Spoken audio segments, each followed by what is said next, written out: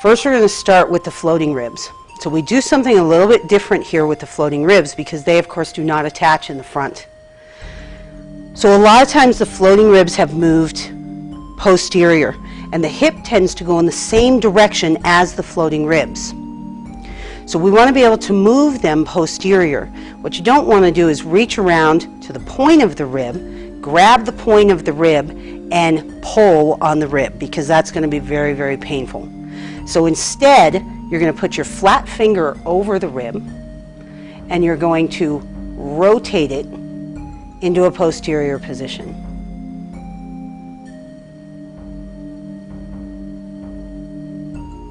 Okay, make sure you hold that for the full 20 to 45 seconds.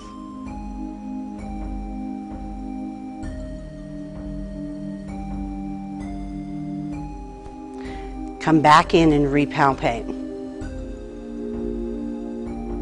Now, the other thing that can happen in here with these floating ribs is that one can get swallowed by the other. So the 12th rib can go under the 11th rib, or vice versa actually, which is really painful. The 11th rib can go under the 10th rib. So we want to check for space.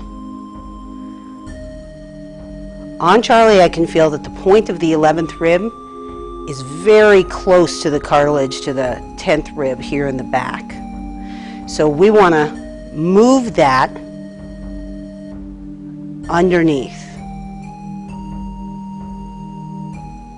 Okay, again, I'm not reaching around under the point.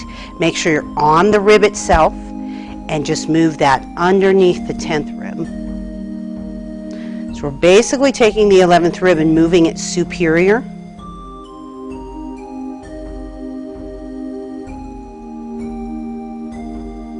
But because it does not attach in the front, we need to be careful how we do that.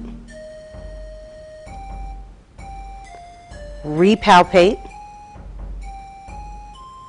So the space opened up all the way along the rib until right at the point of the 11th rib. So now we need to take the point of that rib and once again move it superior.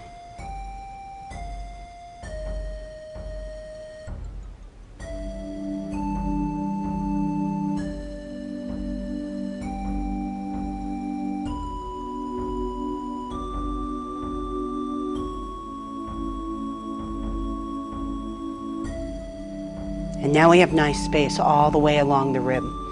If the rib had really been underneath the 10th rib, you really want to twist that and bring it underneath the 10th rib so that you're duplicating the pattern that's already in place. If we feel like the floating ribs have simply gone anterior, and again, I will point out that the hip is going to follow the floating ribs most of the time. So if the ribs have gone anterior, then almost always the hip will be anterior as well.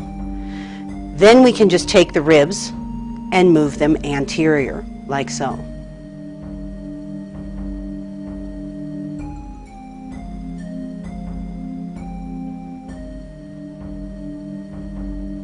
If you feel like there's too much space, say between the point of the 11th rib and the 10th rib, you can come in between and move the 11th rib inferior.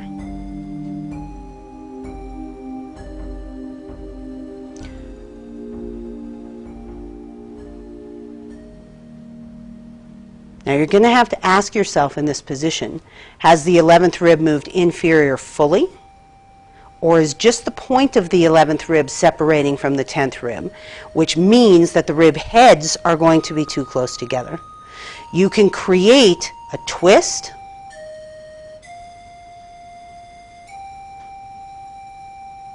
or a straight inferior movement. It just depends on your placement, where you put your hand, and what your focus is.